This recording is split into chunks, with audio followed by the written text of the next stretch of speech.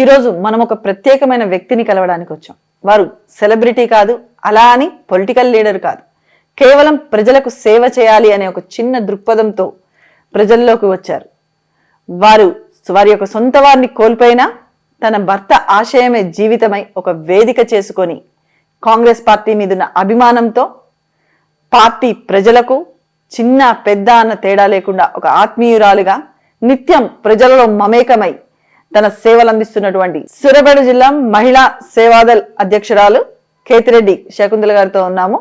నమస్తే అండి. ముందుగా అందరికీ నమస్కారం. Welcome to straight talk with Lakshmi. ఈరోజు మీరు మాతో మీ గురించి కంప్లీట్ అసలు మీరు ఏ సేవను ఎట్లా చేశారు ఏంటి అనేది మీ గురించి చిన్న వ్యూస్ మా ప్రేక్షకులతో షేర్ చేసుకోండి. అందరికీ నా నియోజక ప్రజలకు మరియు తెలంగాణ యావత్ రాష్ట్ర ప్రజలందరికీ మహిళా దినోత్సవ శుభాకాంక్షలు తెలుపుకుంటూ నా కార్యక్రమాన్ని కొనసాగిస్తాను. నా పేరు కేతిరెడ్డి శకుంతలారెడ్డి. మాదొక సూర్యాపేట జిల్లా హుజూర్నగర్ నియోజకవర్గం గరడేపల్లి మండలం మారుమూల ఒక చిన్న గ్రామం, కొండాయిగూడెం గ్రామం. ఆ గ్రామంలో ఒక సాధారణ గృహిణిగా ఉండి వ్యవసాయం చేసుకుంటూ మా జీవితాన్ని కొనసాగించుకునేదాన్ని.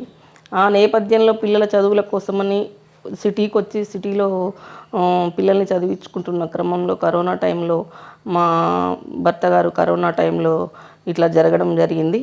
అతనికి ఫస్ట్ నుంచి కూడా కాంగ్రెస్ పార్టీలో సేవ ఉండి పార్టీ కోసం పనిచేసి ఎవరికి ఏదైనా ఆపద వచ్చినా తను సేవ చేస్తూ ఉండేవాడు. అదే సేవను నేను కొనసాగించాలనుకొని తన పేరుతో ఒక చిన్నపాటి ఫౌండేషన్ లాగా స్థాపించుకొని అతని పేరు నిలబడిపోవాలి, అతను ప్రతి ఒక్కరికి కూడా జ్ఞాపకం అనేది ఉండాలని అతని పేరుతోటి సేవా కార్యక్రమాలు చేసుకుంటూ నేను ముందుకు సాగి వెళ్తున్నా.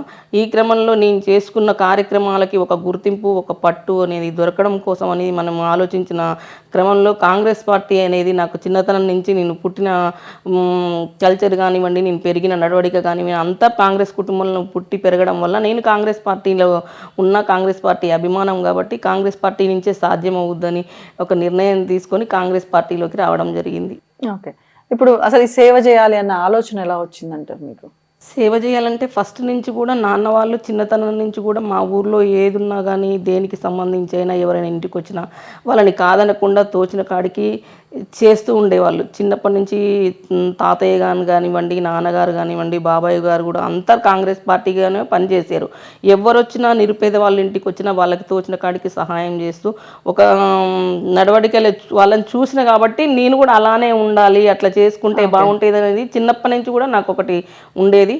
తర్వాతకి పెళ్ళైన తర్వాతకి ఊర్లో ఉన్నప్పుడు కూడా నా భర్త ఎవరికి ఏదైనా చిన్నది ఏదైనా వచ్చినా కానీ సహాయం చేస్తూ ఉండేది. మనకు లేకపోయినా మనకు స్తోమతకు తగ్గట్టుగా ఏదో చిన్న చిన్న సహాయం చేసుకుంటూ ఉన్నాం. నేను కూడా అట్లనే చేయాలని కరోనా టైంలో చాలామందికి చేసిండు. అంత చేసినా కానీ నా భర్తకు అట్లా కరోనా వల్ల ఇట్లా జరగడం వల్ల నాలాగానే ఎంతోమంది దీని స్థితిలో ఉన్నారు. అలాంటి వాళ్ళకు మనకు సహాయం మన తోడు అవసరం ఉంటుంది అని అప్పటి నుంచి కూడా నేను ఇంకా ఎక్కువ శ్రద్ధ పెట్టి చేయడము. అదే కాకుండా ఎంతోమంది పిల్లలు చదువు లేక ఆరోగ్యానికి సంబంధించి చాలామంది చనిపోవడం జరిగింది. అప్పుడు కరెక్ట్ వసతులు అనేది లేక అట్లా సంబంధించి కూడా నేను ఒక గవర్నమెంట్ స్కూళ్ళలో పిల్లలకు కానీ అనాథాశ్రమాలలో పిల్లలకు కానీ ఏదైనా నా వంతుగా నేను చెయ్యాలి వాళ్ళకి అనే దృక్పథంతో నేను ఈ సేవా కార్యక్రమాలు మొదలుపెట్టిన. సేవా కార్యక్రమాలలో ఎక్కువ అనాథాశ్రమంలో ఆడపిల్లలకు అనేది ఒక గుర్తింపు రావాలి, ఆడపిల్లల కోసం నేను పోరాటం చేయాలి. ఎక్కడ ఉన్నా మనం అంటే మనం వెళ్తున్నాము, మనకు ఒక ఆధార్ కార్డు ఉంది. అనాథ పిల్లలకి ఆధార్ కార్డులు అనేవి అంటూ లేవు. ఒక ఆడపిల్లల కోసం చేయాలంటే ముందు ఆడపిల్లలకు గుర్తింపు తీసుకురావాలి. ఏ విధంగా తీసుకురావాలి అని నేను ఆలోచించుకొని మనం ఉన్న పరిస్థితిలో మనం అంత చేయలేము, మనకంత పట్టు దొరకదు. అది ఏదంటే ఇప్పుడు అధికారంలోకి వస్తున్న పార్టీ ఖచ్చితంగా కాంగ్రెస్ పార్టీ అధికారంలోకి వస్తుంది. ఖచ్చితంగా మన కొట్లాడి తెచ్చుకున్న తెలంగాణలో ఏమీ జరగలేదు. మనకు సోనియా గాంధీ గారు ఎంతో కష్టపడి 4.5 కోట్ల ప్రజలకు కూడా అంతా చేసి తెలంగాణ వస్తే పిల్లల భవిష్యత్తు మారిపోతుంది, ఉద్యోగాలు వస్తాయి, తల్లిదండ్రులు మంచిగా ఉంటారు, ఒక పిల్లలకి భవిష్యత్తు అనేది ఏర్పడుతుందని ఇచ్చిన క్రమంలో ఏ పిల్లలకు కూడా ఉద్యోగాలు రాక ఎంతోమంది ఆత్మబలిదానం చేసుకొని తల్లిదండ్రులు మళ్ళీ యథావిధిగా పిల్లల్ని కోల్పోయి దీనస్థితిలో కూర్చున్నటువంటి ఎంతోమంది తల్లిదండ్రులు వాళ్ళందరి ఆదరత చూసి నేను నాకు మనసు చెలించిపోయి నేను కూడా ఏదో ఒకటి చెయ్యాలి, నాకంటూ నేను పుట్టినందుకు నాకు ఒకటి ఏదన్నా ఉండాలి ఖచ్చితంగా నేను చెయ్యాలనే దాంతో దృఢ సంకల్పంతో ఆడపిల్లలకి మెయిన్ ఇంపార్టెంట్, ఆడపిల్లలకి ఒక గుర్తింపు తీసుకురావాలి, ఆడపిల్లలకి నా పోరాటం తరపున నా గవర్నమెంట్ వస్తే నేను కొట్లాడడానికి నాకు అధికారం ఉంటుంది అని నేను కాంగ్రెస్ పార్టీలోకి రావడం జరిగింది. ఈ మధ్యకాలంలో ఈ ఆరు పథకాల అమల్లో అంతా కూడా బిజీగా ఉండి ఈ అమలు కార్యక్రమాలలోనే ఉన్నారు. నేను నాకు సమయం చూసుకుని మా మినిస్టర్ గారు ఉత్తమ్ కుమార్ రెడ్డి గారు మా నియోజకవర్గ ప్రదాత అంటూ మా ఉత్తమ్ కుమార్ రెడ్డి గారే ఉన్నారు. ఆయన సలహాల మేరకి నేను కొన్ని అనాథాశ్రమాలలో ఆడపిల్లల కోసం గుర్తింపు తీసుకురావడం కోసం, ఆడపిల్లల కోసం ఒక ఆధార్ కార్డు లాగా ఇస్తే ఎక్కడికి వెళ్ళినా పలానా అనాథాశ్రమాలలో ఉన్న పిల్లలు ప్రతి అందరికీ కూడా ఏర్పాటు చేయించి ఎక్కడికి వెళ్ళినా వీళ్ళు అనాథలు గారు గవర్నమెంట్ సంబంధించిన వాళ్ళ ఐడెంటిఫికేషన్ చేయించి వాళ్ళ పిల్లలు ఎక్కడికి వెళ్ళినా కానీ మా గవర్నమెంట్ కుటుంబం నాది అని చెప్పుకునే స్వగర్వంగా ఉండేటట్టుగా చేయాలనేది నా ఆశయం. ఓకే, అంటే ఇప్పుడు సేవ చేయడానికి రాజకీయాల్లోకి వచ్చా అంటారా మీరు, లేకపోతే రాజకీయంలో రావడం కోసం సేవను ఎంచుకున్నారా? ఫస్ట్ నా చిన్నతనం నుంచి కూడా మేము అందరం కూడా సేవలోనే ఉన్నాం. మనకు సేవ చేయాలంటే మనకు ఆర్థికంగా ఉండాలి, పక్కన బలం అనేది ఉండాలి. ఆ బలం రావాలంటే మనం ఒక పార్టీలో నుంచి ఉన్న వాళ్ళు వేరే పార్టీ వాళ్ళు మనకు సపోర్ట్ ఇవ్వాలంటే ఎవరు ఇవ్వరు. అప్పుడు అధికారంలో బీఆర్ఎస్ పార్టీ, టీఆర్ఎస్ అనుకోండి, ఇప్పుడు బీఆర్ఎస్లోకి వచ్చింది, ఆ పార్టీ వాళ్ళు ఉన్నారు. దేనికి వెళ్ళినా కానీ నాకు ముందుకు సహకరించలేదు. అట్లా సహకరించని విధంగా నేను ఇట్లా ఉంటే మనకు సహకరించే వాళ్ళకి తెలుసు మేము కాంగ్రెస్ పార్టీ అని, కాంగ్రెస్ పార్టీ వాళ్ళకి సహాయం చేయట్లేదు.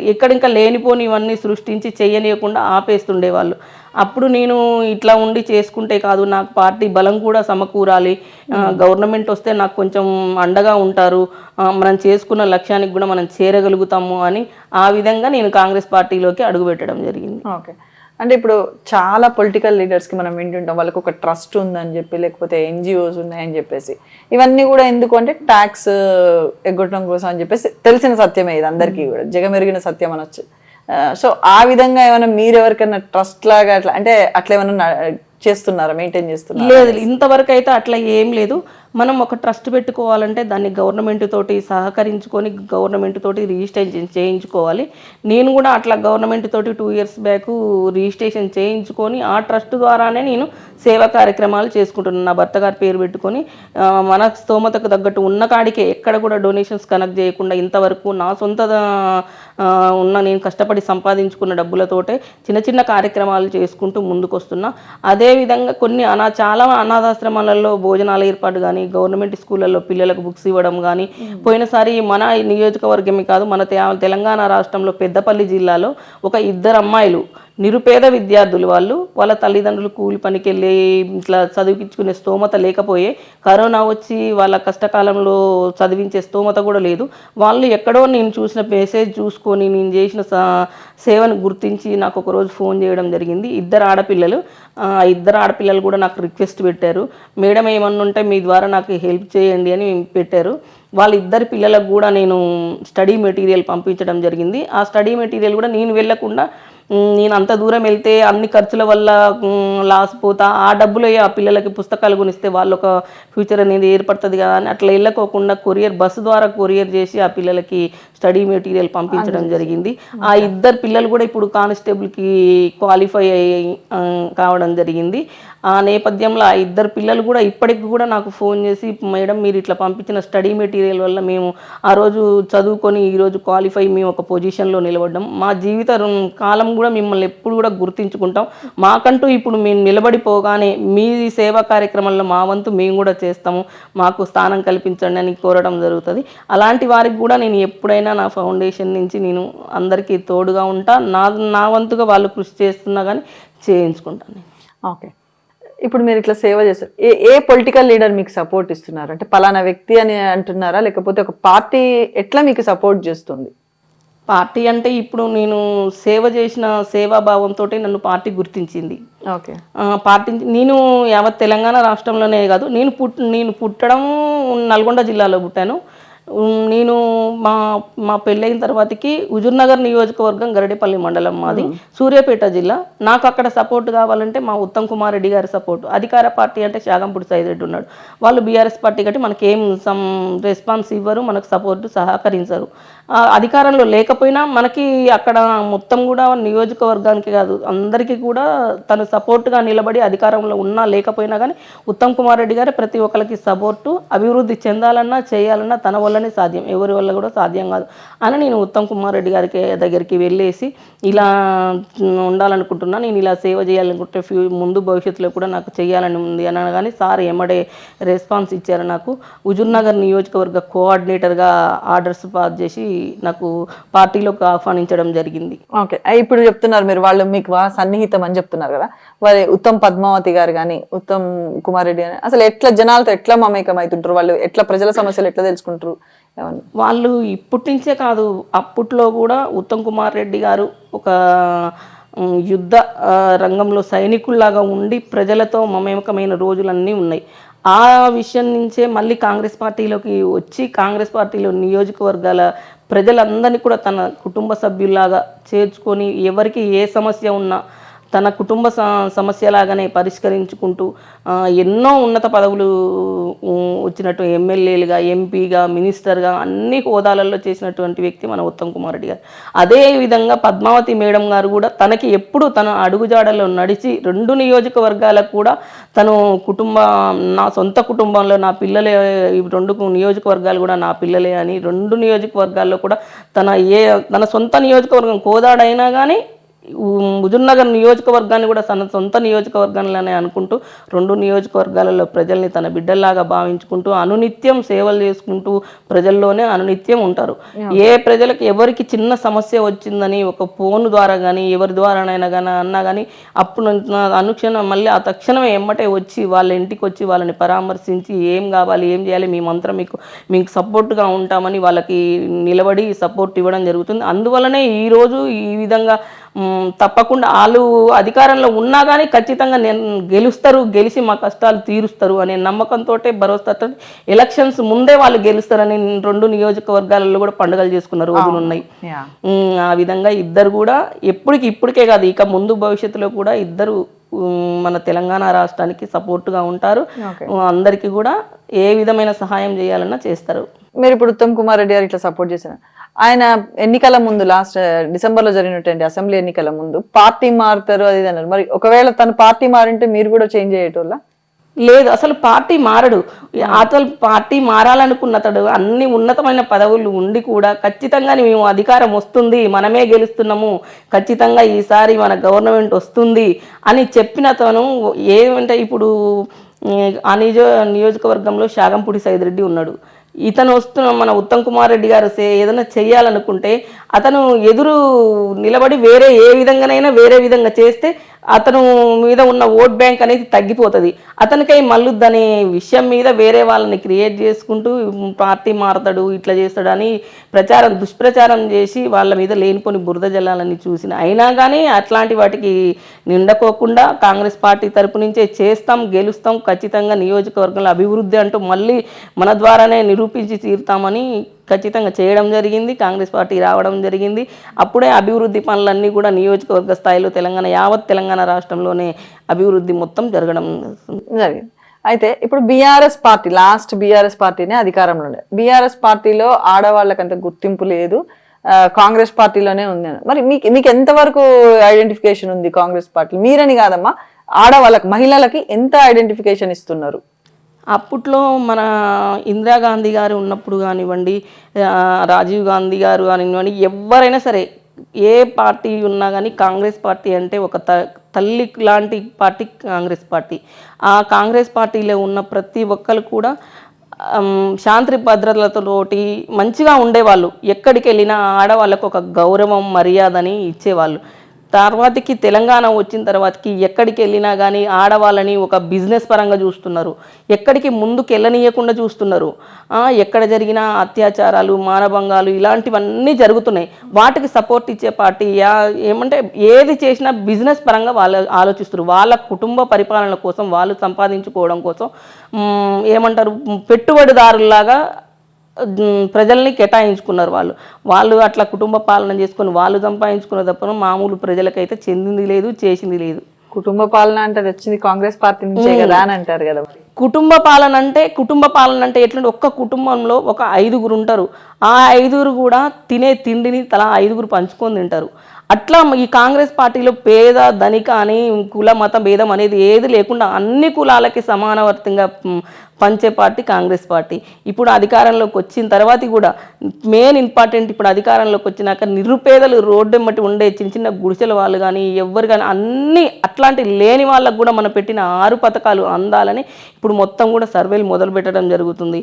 అది ముఖ్యంగా ఇంతకుముందు ఉన్న బీఆర్ఎస్ పార్టీలో ఓన్లీ డబ్బున్న వాళ్ళకి పదవులు ఇచ్చి అట్లా చేసుకుంటూ వాళ్ళు సంపాదించుకొని పేదల్ని పక్కకు పెట్టేసి నిరుద్యోగుల్ని రోడ్ల పాలు చేసేసి మద్యాలకు అలవాటు చేసి డ్రగ్స్కి అలవాటు చేసి విచ్చలవిడిగా చేసి పడేసారు.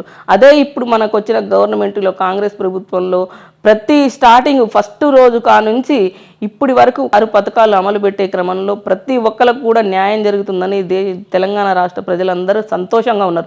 అందులో మెయిన్ ఇంపార్టెంట్ ఆడవాళ్ళకి ప్రతి ఒక్కటి కూడా అప్పుడు సోనియా గాంధీ గారు ఒకటే చెప్పారు, మనం ఆడవాళ్ళకి గృహజ్యోతి ఇంటికి వెలుగు ఆడపిల్ల కాబట్టి ఆడవాళ్ళకి అనేది మనం ఖచ్చితంగా నెరవేర్చి తీరాలి. ఏది రావాలన్నా అధికారంలోకి రావాలన్నా మనం నిలబడాలన్నా కుటుంబ పాలన జరగాలన్నా అధికారం ఉండాలన్నా గవర్నమెంట్ రావాలన్నా ప్రతి మహిళ ముందడుగు వేయాలని మహిళలకంటూ ప్రత్యేకమైన ప్రాధాన్యత ఇచ్చి రాహుల్ గాంధీ గారు ప్రియాంక గాంధీ గారు అందరూ కూడా మహిళలకు ప్రత్యేకత ఇవ్వాలి, మహిళలు రావాలి ముందుకి అని మహిళలకను ఒక ప్రాధాన్యత ఇవ్వడం వల్ల ఈరోజు గవర్నమెంట్లో మహిళల పరంగా నేను కూడా ఉన్నందుకు నేను చాలా సంతోషంగా ఉంటున్నా. ఎందుకంటే నియోజకవర్గ స్థాయిలో వెళ్ళి నెల 15 రోజు నియోజకవర్గంలో ఉండి ప్రతి ఇల్లు తిరిగి 6 హామీల గురించి ప్రచారం చేసుకుని 6 హామీలు ప్రతి ఒక్కరు అనేది హామీలు వస్తాయా రావా మీరు రాకుంటే మాకు మీరు చేస్తారని ఆ రోజు నేను చాలామందికి కూడా ప్రామిస్ చేయడం జరిగింది.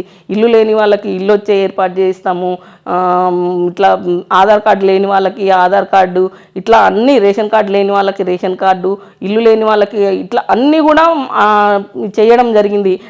నేను ఉత్తమ్ కుమార్ రెడ్డి గారు ఖచ్చితంగా గెలుస్తారు, వాళ్ళ మీద కొట్లాడైనా మీకు మేము ఇప్పిస్తాము, చేస్తాము, నెరవేరుస్తాము అని చెప్పి చేయడం జరిగింది. ఇప్పుడు కూడా అన్ని విలేజ్లకి వెళ్తుంటే మళ్ళీ మంచి రెస్పాన్స్ వస్తుంది.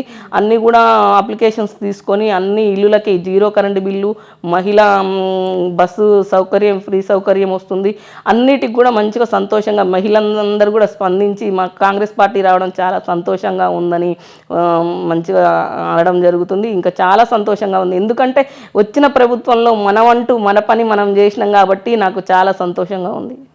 ఇప్పుడు ముఖ్యమంత్రి రేవంత్ రెడ్డి రేపటి నాడు అంటే మొన్న జరిగినటువంటి ఎలక్షన్స్ ముందు చెప్పారు, ఎలక్షన్స్ లో కనుక మమ్మల్ని గెలిపిస్తే మీరు ఇప్పుడైతే వెళ్ళి 2 లక్షలు తెచ్చుకోండి, 6వ తారీఖు నేను గెలవగానే వచ్చి సంతకం చేసేస్తా, మీ రుణం ఒకటి క్లియర్ అవుతుంది అని.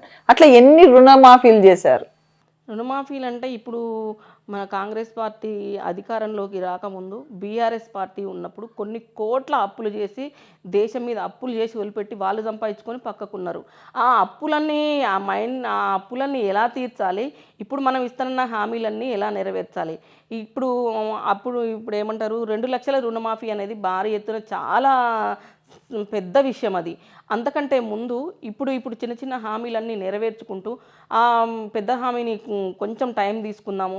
ఇప్పుడు 10 సంవత్సరాల అధికారంలో ఉండి కూడా వాళ్ళు ఏమీ చేయలేకపోయారు. వచ్చిన 100 రోజులలోనే ఇన్ని హామీలు నెరవేర్చిన వాళ్ళు ఈ రుణమాఫీ అనేది కూడా త్వరలోనే తప్పకుండా రుణమాఫీ చేస్తారు. 10 సంవత్సరాల అధికారంలో ఉండి కూడా ఎవ్వరికి ఏ ఉద్యోగాలు రాకుండా పేపర్ లీకేజీలు చేసి లిక్కర్ స్కామ్లల్లో ప్రతి ఒక్కటి కూడా ప్రజలకు నష్టం కలిగించారు తప్ప లాభం చేసింది ఏమీ లేదు. ఇప్పుడు వచ్చిన కాంగ్రెస్ ప్రభుత్వంలో వచ్చిన 100 రోజులలోనే ప్రజలంతా కూడా చాలా సంతోషంగా ఉన్నారు. ఏదో ఒక రూపంలో ఏదో ఒక ప్రతి కుటుంబంలో 6 హామీలు కాకపోయినా 2-3 హామీలైనా ఖచ్చితంగా ప్రతి కుటుంబంలో వర్తిస్తున్నాయి. కాబట్టి ప్రతి కుటుంబానికి ఎంతో కొంత కాంగ్రెస్ పార్టీ తరఫున అందుతుంది. కాబట్టి అందరూ సహకరిస్తున్నారు. రావడం కోసం కూడా ఏ ఇబ్బందులు లేకోకుండా కూడా ప్రజలు వెయిట్ చేస్తారు. ఎందుకంటే వచ్చి 100 రోజులే, 100 రోజులలో ఇన్ని అమలు చేసిన వాళ్ళు అదొక్కటి అమలు చేయలేవరా, తప్పకుండా చేస్తుంది కాంగ్రెస్ ప్రభుత్వం అని కాంగ్రెస్ పార్టీ మీద నమ్మకంతో ఎదురు చూస్తారు. కాబట్టి ఎదురు చూస్తారు, ఏ దాడులు ఏది చేయకోకుండా కూడా ఎదురు చూస్తూనే ఉంటారు కాంగ్రెస్ పార్టీ ప్రభుత్వంలో ఖచ్చితంగా అన్నీ అనుకున్న విధంగా అప్పుడు వైఎస్ రాజశేఖర రెడ్డి గారు ఎలా చేశారో మళ్ళీ అలానే ఇందిరమ్మ రాజ్యంలో ఖచ్చితంగా మళ్ళీ అనుకున్నవన్నీ నెరవేర్చి ప్రజలకు ఖచ్చితంగా అందించి తీరుతారు. సరే, ఇప్పుడు మీరన్న ఈ 6 గ్యారంటీలనే అంటే ప్రజల యొక్క మాట ఇది, వీళ్ళు ఇంప్లిమెంట్ అయితే చేస్తున్నారు కానీ దీన్ని కొనసాగించలేరు ఎక్కువ కాలము. అసలు కాంగ్రెస్ పార్టీ ఇన్నేళ్ళు ఉంటది అన్న గ్యారంటీ కూడా లేదు, 6 నెలల ముచ్చట అన్నట్టే అయిపోతుంది అని చెప్పి ప్రజలైతే అభిప్రాయపడతారు. పార్టీ అధికారంలో ఉండేది ఒక ఎత్తు అయితే ఇవన్నీ అసలు ఇంప్లిమెంటేషన్ చేస్తారేమో, ఏది రేపు ఎలక్షన్స్ వస్తున్నాయి కాబట్టి అప్పటి వరకు చేసేసి తర్వాత కొనసాగించలేరు అని చెప్పేసి ఒక మాట అంటున్నారు కొంతమంది. అంటే ఇంతకుముందు బీఆర్ఎస్ ప్రభుత్వంలో డబ్బున్న వాళ్ళని గుర్తించి 1000 ఎకరాల ఉన్న వాళ్ళకు కూడా రైతు బంధు అనేది వేసిరు. అట్లాంటివి జరగకోకుండా నిరుపేద వాళ్ళకి ప్రతి ఒక్కటి కూడా నిరుపేద వాళ్ళకి అందాలి. అంటే నిరుపేద వాళ్ళంటే రేషన్ కార్డు ఉన్న వాళ్ళు నిరుపేద కుటుంబాలు. అలాంటి వాళ్ళకి సంబంధించి కొంతమందిని తీసుకొని ఆ రేషన్ కార్డు అయితే ఎవరికి ఉందో ఆ రేషన్ కార్డు పరంగా ఒక అంతకుముందు ఉన్న ప్రభుత్వంలో 5 ఎకరాలకు మించి ఉన్న వాళ్ళకి తీసేస్తాం రేషన్ కార్డు అని తీసేశారు. నిరుపేద వాళ్ళకి ఒక కుంట ఉన్నా కానీ చనిపోయిన వాళ్ళకి 5 లక్షల రూపాయలాగా ఇచ్చారు. అసలు లేని వాళ్ళు ఎంతమంది ఉన్నారు, ఒక కుంట ఉన్న వాళ్ళు ఉన్నారు. అసలు లేని వాళ్ళకి ఏమొస్తుంది? బట్ నా భర్తకు కూడా ఏం లేదు పొలం, అప్పుడు మాకు ఉన్న కొంచెం కూడా 1 ఎకరం పొలం ఉంటే నా పేరుతోటే ఉంది, నాకు రాలే 5 లక్షల రూపాయలు. ఇట్లా అసలు భూమి లేని వాళ్ళు కూడా ఉంటారు, వాళ్ళకి ఏం రాలేదు. ఉన్న వాళ్ళు రైతు బంధని ఇస్తున్నాడు 5,000 రూపాయలు. అదే రైతు బీమా ఇస్తే పండిన పంట నష్టం జరగడం వల్ల వచ్చేది రైతు బోనస్ అవి ఉపయోగపడతాయి. కానీ రైతు బంధు 5,000 ఇచ్చి 50 ఎకరాలు ఉన్న వాళ్ళకి అన్ని డబ్బులు ఇస్తుంటే ఎకరం పొలం ఉంటే 5,000 ఇస్తే ఏమవుతుంది? ఏం లేదు. అందుకని ఇప్పుడు కాంగ్రెస్ ప్రభుత్వంలో ఎకరాకి 15,000 రూపాయలు వస్తుంది. అవి పంట పండించుకోవడం కోసం అవి సరిపోతుంది. పండిన పంటను వీడు కడుపు నిండా దీన్ని పని చేసుకోవడానికి వీళ్ళకి ఆసరాగా ఉంటుంది. వస్తాయంటారు మొత్తానికి వస్తాయి.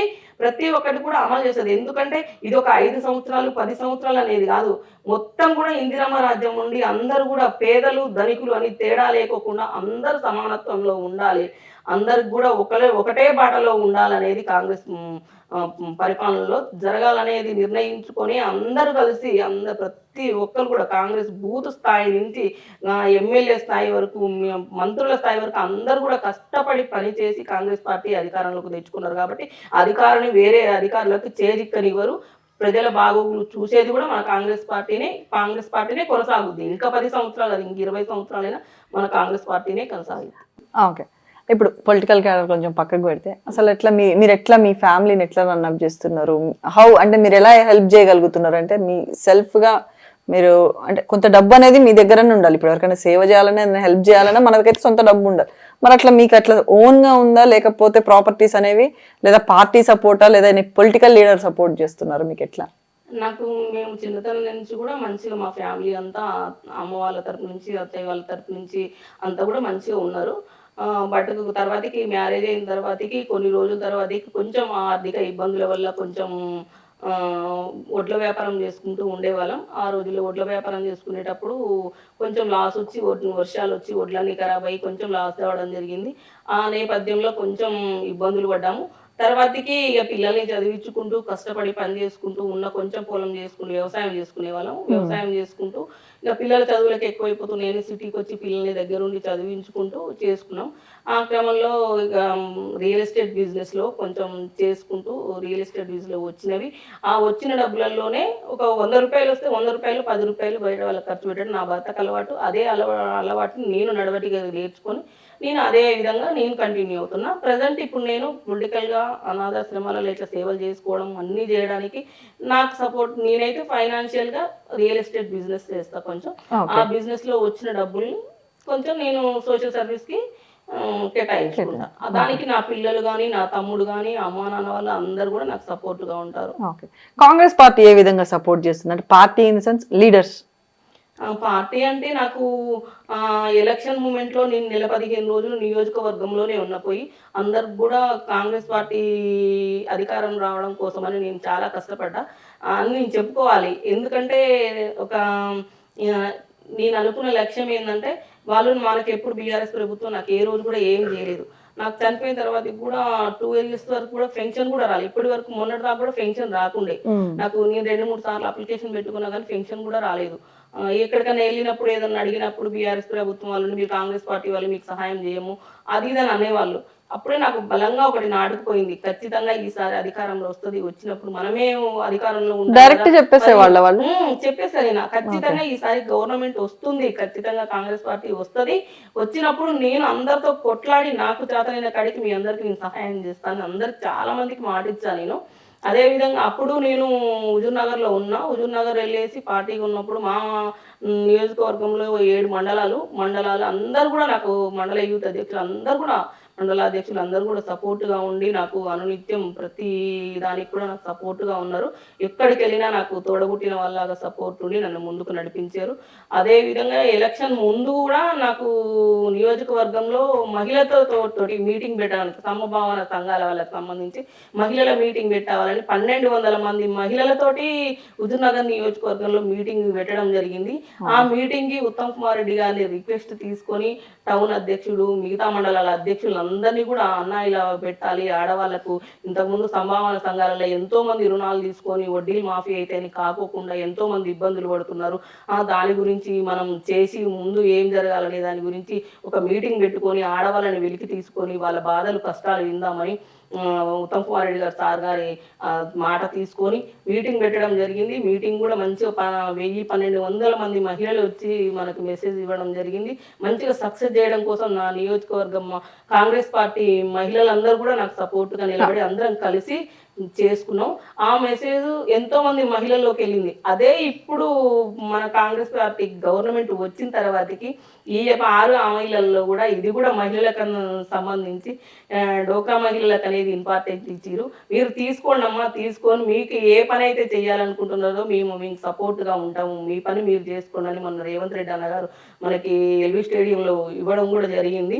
అందరు కూడా మహిళలు చాలా సంతోషంగా ఉంటున్నారు. ఎందుకంటే ఏది లేకుండా ఇంట్లో ఉండి వచ్చిన 200 తోటి చేసుకోలేక ఇబ్బందులు పడుతున్న వాళ్ళు అదే 10 మంది గ్రూప్గా ఉండి వచ్చిన డబ్బులు పెట్టుకొని ఆ 10 మంది కష్టపడి ఇంకొక 10 మందికి చేయూత కావాలని అట్లా చేసుకోవాలని ఎదురు చూసే వాళ్ళు చాలా మంది, వాళ్ళ కలర్ కూడా నెరవేరుతున్నాయి.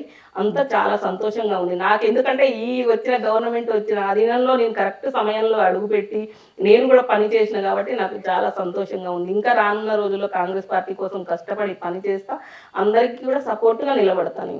ఇంకా మీరు ముందు ఇంకా చాలా మందికి సేవ చేయాలని కాంగ్రెస్ పార్టీలో ఉండి మీ యొక్క కోరిక, అంటే మీరు కాంగ్రెస్ పార్టీ మీద ఉన్న అభిమానంతో మీరు ఇంకా చేయగలను సేవ అని మీరు ఎలా అయితే నమ్ముతున్నారో మేము కూడా అదే నమ్ముతున్నాము.